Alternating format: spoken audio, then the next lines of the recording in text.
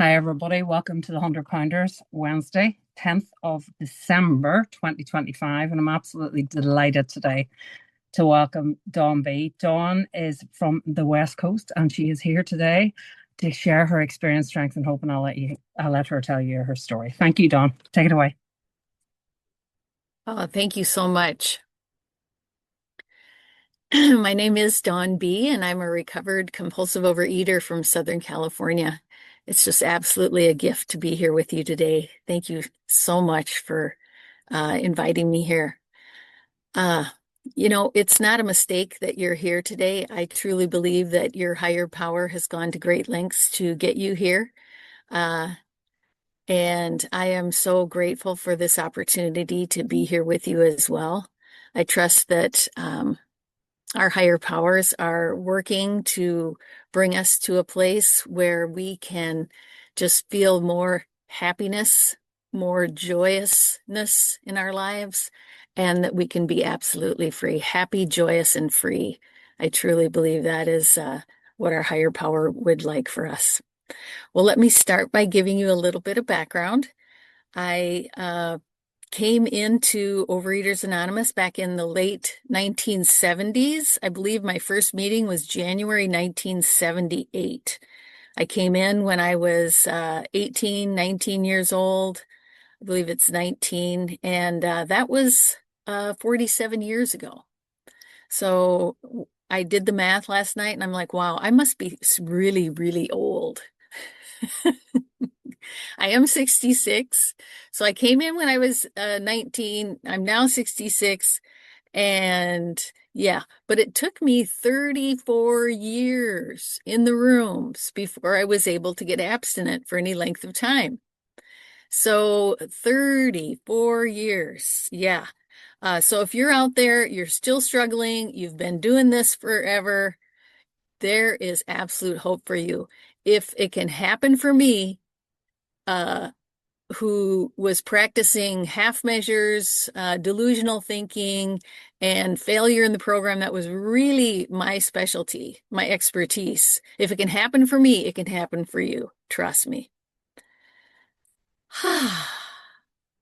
So 34 years, yes. And what I was doing during those 34 years was I was trying to have my alcoholic foods just a little bit here, a little bit there. People told me. I heard others saying they could have a little bit, they could have a bit, but I could not do that, and it did not work. Now, all thanks be to God, next month I will have 14 years of entire abstinence. And that is an absolutely, that is God doing for me what I can't do for myself. And I'm down over 120, 125 pounds. I really don't know how much weight I've lost. Um, and Rita, if you want to put the picture up of the before and the current picture, you're welcome to do that. Yeah. So, yeah. So, and that's not my top weight there. That's just one of the rare surviving photos because I destroyed the other ones when I was at my highest weight. So, yeah. So now I'm down. Like I say, I don't know how much, but it's over 120 some pounds. Um, and I'm abstaining and doing so happily. And I just never would have believed that would ever be possible to not be white knuckling it, to not be feeling like I'm underwater holding my breath, to not be that this is absolute torture, but it simply is the abstinence is simply the most loving thing that I can possibly do for myself. And I am abstaining and doing so happily. I'm also a mother of four young adults. Three of them have autism. Uh, I also have two of them that also have mental illness as well. They have schizoaffective disorder. Both of my sons are of the severity that they'll probably never be able to live on their own. And my husband is a cancer survivor who is on a feeding tube with chronic health issues and declining health. But the truth of the matter is, I am living a life beyond my wildest dreams. Not because my circumstances have changed, but because my attitude about my circumstances has been transformed through the working of the steps and through the relationship with my higher power. And it is a beautiful, beautiful thing. This program has transformed my life. It has saved my life, and it continues to be a path where I can be more happy, joyous, and free, regardless of circumstances. I came into this program seeking to feel better with food. I just wanted to feel better. I wanted an escape. Life was more than I could handle. And so I was going to the food to do that. But what I found through this program is that me chasing after the food to feel better is like chasing a mirage. It does not satisfy. I end up with a mouthful of sand. Once I put the food down, I realized that underneath that, you know what? I'm trying to feel better by seeking my ease and comfort, seeking, just to have some relief by trying to control others and circumstances. And I found out through the steps as well that that is actually like chasing a mirage as well. I end up with a fistful of sand. It does not satisfy. I just move on to the next thing my husband's not doing, or the next thing I want my children to do that they're not doing to try to feel better. It does not satisfy. And this program is a beautiful realignment of where the direction I'm moving to seek to feel better. And with this program, it is a beautiful invitation for me to seek to feel better by seeking my higher power's will, my higher power's way. And that is not chasing a mirage. I don't get sand when I'm doing that. What I get is a peace that is not dependent on circumstances. And that is a very powerful thing. That is absolutely transformational. So in the beginning, though, and I do want to talk about the early time. So talking about, what helped me the most back in the early days. And for me, it was hell in the beginning, and I don't want to make it sound like it's anything other than that, but it is absolutely hell for me to clearly identify my alcoholic foods and behaviors and put them down 100%. People ask me, well, what happened? It was 34 years and then you were abstinent, now almost 14. What happened? It had to be something significant. And for me, it was I finally got the message that my alcoholic foods will kill me. It is a life or death situation for me. It is hell in the beginning, but it's the shortest amount of hell. And if I stay the course and I don't pick up, that amount of hell is very, very tiny. And I can honestly say now, after 14 years, it gets easier and easier and easier if I stay the course. But if I don't stay the course and I pick up, the rest of my life is hell. What is my choice to be?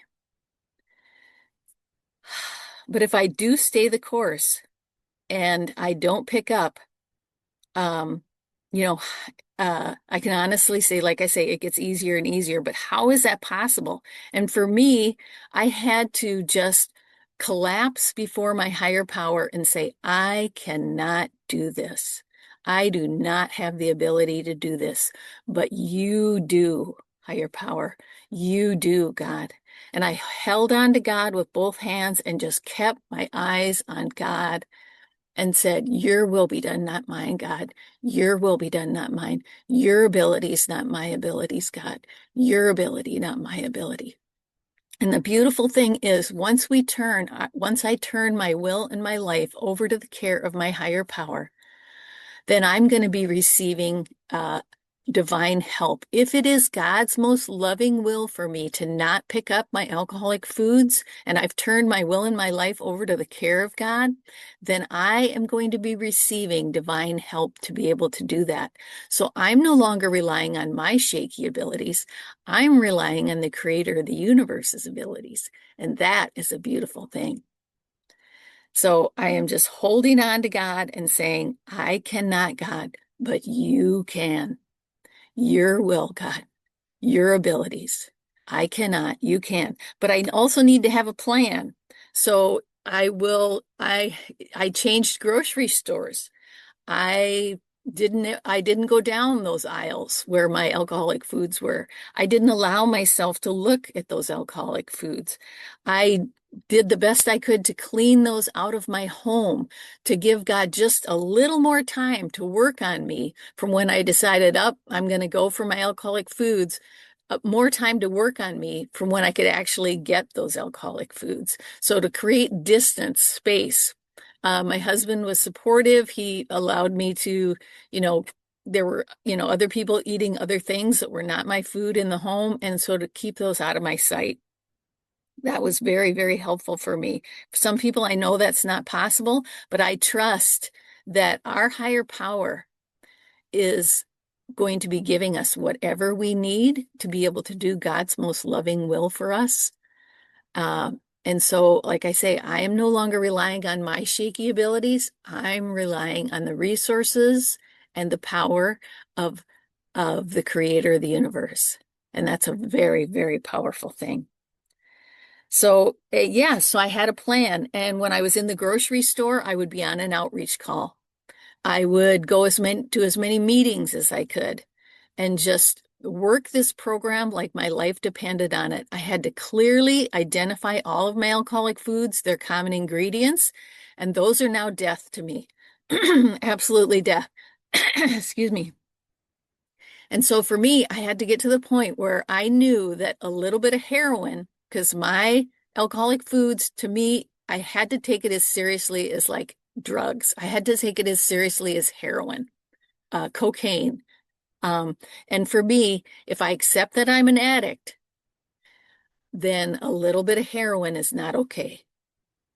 A little bit of heroin just because somebody else made it for me is not okay.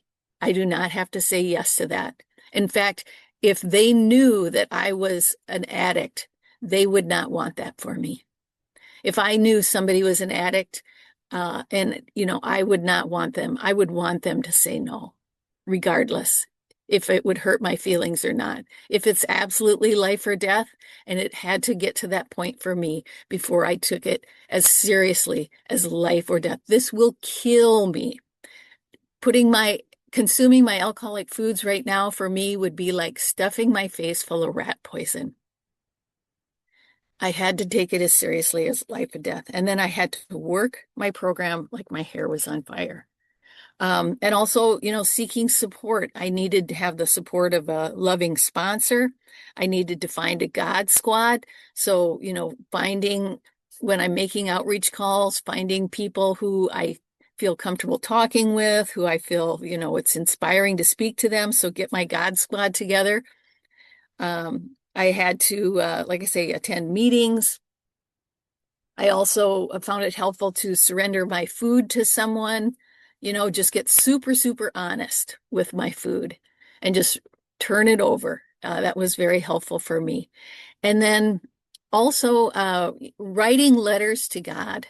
That was very, very helpful for me to, I heard about two-way prayer, and I know that I'd read that Dr. Bob and Bill W. and Ann Smith, Dr. Bob's wife, would practice two-way prayer in their quiet time. So my rendition of that, I got a pamphlet way back in the day, early OA pamphlet on two-way prayer. It was a 12-step pamphlet on two-way prayer. And anyway, my rendition of that was to write a letter to God. So I'd say, Dear God, and then I would just write down everything that was bothering me, any fear, any, worry, just write it all down. And then once I got that list out, so I would just pour my heart out to my higher power to start developing that, relationship with my higher power. And then I would go back up to the top of the list once I had all my worries and fears on this list. And then I would cross each one off and turn it and visualize myself putting that into God's hands, putting it into God's care. And then I would just cross it off the list. That's no longer mine to carry. It's no longer mine to worry about. This is yours, God. And I could even visualize it, however it was helpful. Sometimes I'd think of it like going to the post office and putting a package, you know, and then God takes it and puts it on the conveyor belt behind God and it's gone, and just cross it off. And then during the day, if I'd start to think about that, I'd say, oh, wait a second, you gave that to God already. And then I'd like, oh, okay. And then once I got to the bottom of the list, after crossing all those things off, I would say, okay, if God were to speak directly to me regarding these issues, what might God say? And that's the two-way part of two-way prayer about it. So if God were to speak directly to me, what might God say? And for me, it's very helpful to write down, okay, if love were to speak directly to me, what might infinite love want me to know? It says in the big book, he stood in the presence of infinite power and love, infinite love. What would infinite love want me to know? That was super helpful, super powerful. And the love that poured out onto the paper, I found out that it was just like, it was so moving. I found out I'm delighted in. I found out that just like it says in the big book, God is my father, but not just not like a typical regular human father. God is my perfect parent. God loves me so much. And I heard this from a beloved member as well. God loves me so much, God can't take his eyes off me. I am delighted in. God is my biggest cheerleader. And God is just so wants to spend time with me, wants to communicate with me. That totally surprised me. And I would hear things like, my precious, precious, sweet Donnie. I love you so much, sweetheart. Come here, you little cutie pie. Let me give you a big hug. Let me just hold you. Come here, sweet one. I know this is tough. Come here, sweetie. Let's just rock in this chair together, sweet one. Tell me all about it, sweetheart. It's okay, precious Donnie. It's okay.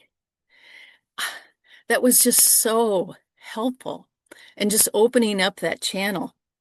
And so to this day, I carry that with me and continue to practice that two-way prayer, listening for God in my 10 steps. So writing down my 10 steps, I will also, use that time just like it says in the big book for step 10. It says, let's see, let me look at it right here.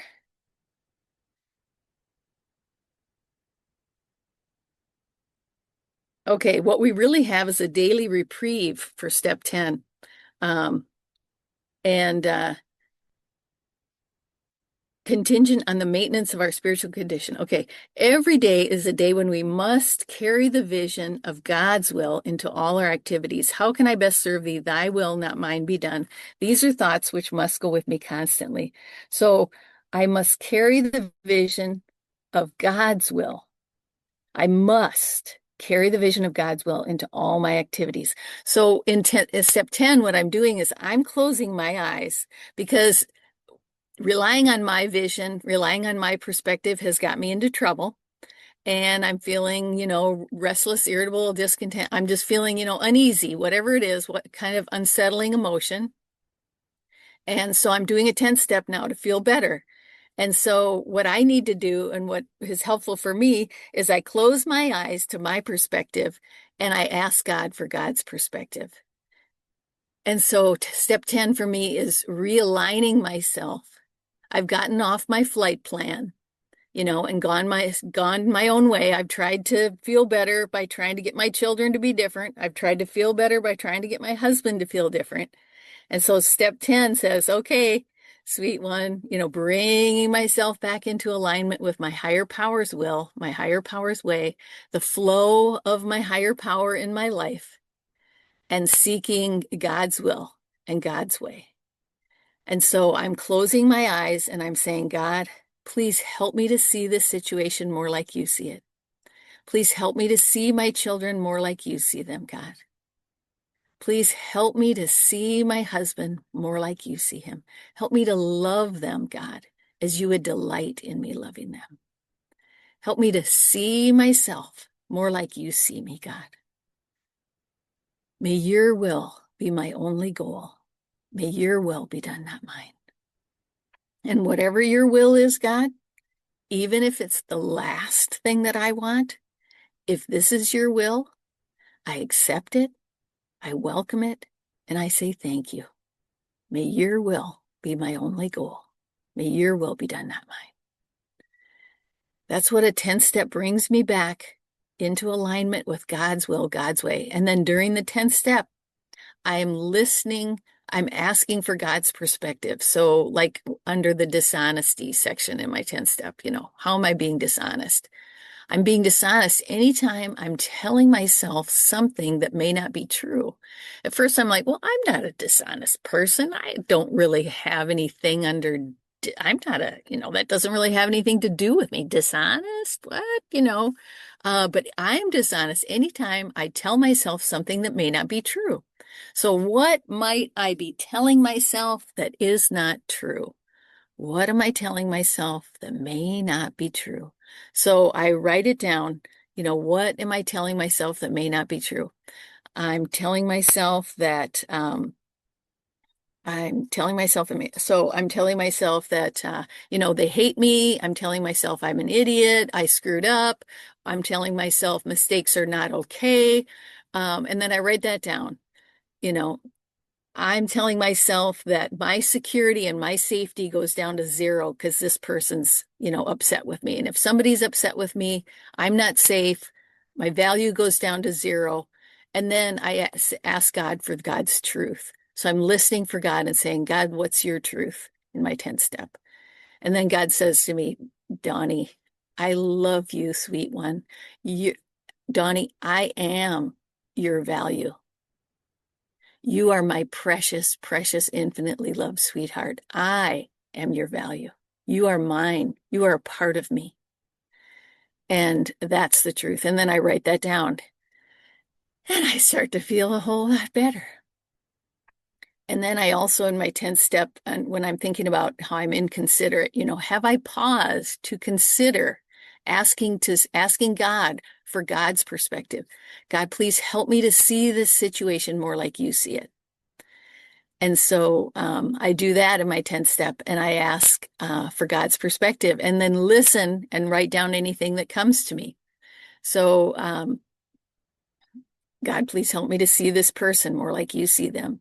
Help me to see this situation more like you see it. And then and then write down anything that comes to me. So, like God would say, Donnie, this sweet one this is challenging, but this challenge is part of my divinely designed path for you, sweetheart. This challenge is actually an invitation for you to a deeper level of surrender. See this challenge and your challenge as invitations to a deeper level of surrender. Eyes on me, sweet one. Eyes on me. I am here for you. And then I will identify a fear. What am I most afraid of? You'll notice in the big book, in the 10th step, that every time there's you'll notice in the big book in the 4th step that every time there's a resentment, there's fear in parentheses. And so for me, continue, continue, continue is what I'm doing with my 10 steps. So I'm continuing what I did with my 4-step process. And in my continuation of that, every time I do a resentment, I say, okay, what fear is giving this resentment energy? What am I most afraid of? And that is a beautiful question to ask myself. Very, very helpful. What am I most afraid of here? What is giving this resentment energy? And so I'll write down what I'm most afraid of, and then I'll take it through the fear, asking about, okay, what's the causes of my fear? Where's my trust and reliance? Is it on infinite God or my finite self? Typically on my finite self. Does self-reliance work? No. And then I'll say the fear prayer, God, please remove my fear and direct my attention to what you would have me be. And then I list out what God would have me be. And then I say, okay, and this is where the two-way prayer comes in. I'll say, okay, if God, and if that's difficult for some people, I can also say, if infinite love were to speak directly to me regarding this issue, what might infinite love want me to know? What would infinite love say to me? And then I just write out what infinite love says and what comes to my mind. And that is one of the most powerful, helpful things that has helped me. And it says, in step 10, that we have a daily reprieve contingent on the maintenance of our spiritual condition. So I'm not cured. I must maintain fit spiritual condition. And for me, that two-way communication with my higher power has helped me keep that spiritual connection with my higher power, where I am turning from trying to, it says on page 40 in the AA 12 and 12, what we really have is a misuse of our willpower. We've been using it to bombard our problems. We begin to use it rightly when we use it to bring ourselves into alignment with God's intention for us. And that is the proper use of the will. And that, it says on page 40 in the AA 12 and 12, is the purpose of AA's 12 steps. The purpose of AA's 12 steps to bring me back, like I'm on a flight, I'm on a plane, I've gotten off my flight path, I'm going in a different direction here, and it doesn't feel good. I feel all kinds of, emotional disturbances because I need to get my flight plan back on God's flow, God's way. And it says we begin to use our willpower rightly when we use it to bring ourselves into alignment with God's intention for us. And that is the proper use of the will. So this program has taught me, rather than seeking to feel better with food, and rather than seeking to feel better by trying to control others and circumstances, I now do the most effective way to feel better. And that is by seeking my higher power's will, my higher power's way, bringing myself back into alignment with God's flow in my life. Dawn, that's 3 minutes left. Okay, thank you so much. And that has been one of the most powerful, transformative things that I can do on a daily basis to take me from feeling, I'm not feeling good, to happy, joyous, free, because I'm focusing on my higher power's will. It also says in the AA 12 and 12 on page 103, our surest help, seeking God's will, God's way in a moment of stress. My surest help. And that for me is absolutely true. When my daughter was had a psychotic break and she was taken to a psychiatric locked ward of the psychiatric facility, that was one of the worst experiences that I've been through. And I had, I was abstinent at the time, and so I just kept saying, your will be done, not mine, God. Your will be done, not mine. And if this is your will, God, and she was like raging at me, screaming. They strapped her to a gurney. The police had been called. She was threatening people in the counseling place that we had gone to. And she was just raging. And I just kept saying, your will be done, not mine. And I would actually close my eyes and just say, your will be done, not mine. Your will be done, not mine. I'm closing my vision, my perspective, and I'm saying, God, I need your perspective. Help me to see this more like you see it, God. Please, God. Your will be done, not mine. And then when we went to visit her in the psychiatric ward, and she was, just very bad off, and just focusing on God's perspective and God's abilities and just holding on to God with both hands and saying, your will be done, not mine. Your will be done, not mine, God. And whatever your will is, God, I accept it, I welcome it, and I say thank you. Whatever your will is, God. And I can just relax, and holding on to God with both hands and running towards or walking towards what I'm afraid of has been so helpful to me. And once we get there, once I'm holding on to God's hand and we're running towards what I'm afraid of, because I've got God, then I realized there was nothing there. When I'm holding on to God and seeking God's will and God's way, it gives me a peace that is not dependent on circumstances. And it is a beautiful way of life. This program is transformative. May all of us today just practice closing our eyes and relying on God's vision, God's abilities, God's way. Thank you so much for allowing me to share here with you today. So appreciate you having me. Thank you so much.